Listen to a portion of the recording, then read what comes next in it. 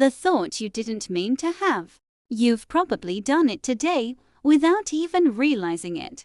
You replayed a conversation, then changed what you should said, then imagined how they might have reacted, then imagined what they're thinking about you right now. And suddenly, you're deep inside a situation that never even happened. You imagine arguments that don't exist.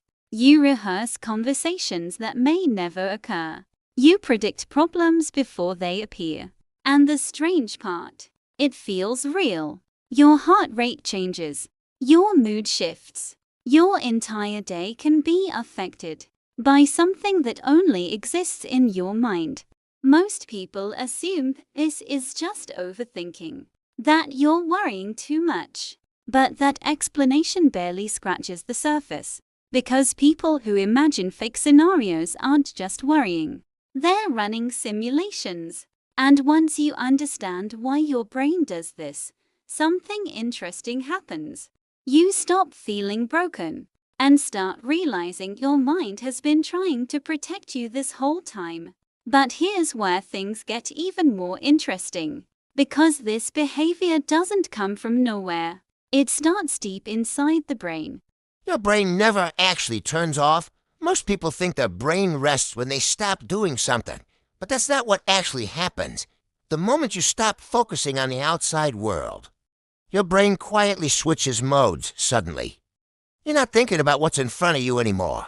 You're thinking about the past, the future, other people, possible outcomes, conversations, mistakes. What ifs? Psychologists call this your internal thinking mode, and for some people, it's constantly running. Instead of quiet, there's noise. Instead of calm, there's analysis. Instead of stillness, there's simulation. You imagine what could go wrong. You imagine what someone meant.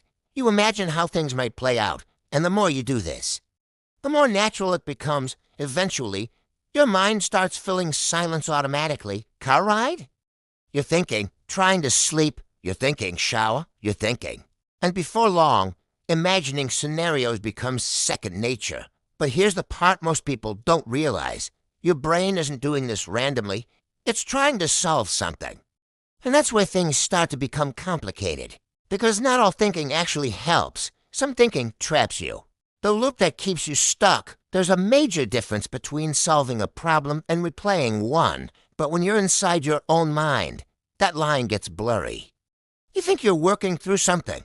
You think you're figuring it out. You think you're gaining clarity. But instead, you're just circling.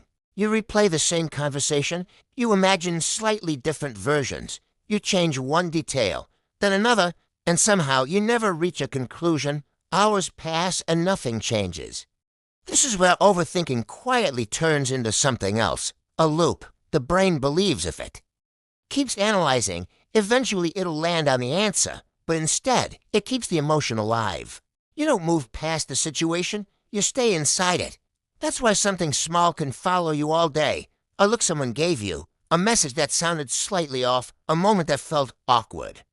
Your brain keeps reopening the file, not because it wants to hurt you, but because it believes. There's still something to solve. And the frustrating part, there usually isn't. But your brain doesn't know that, because this habit often started much earlier than you think.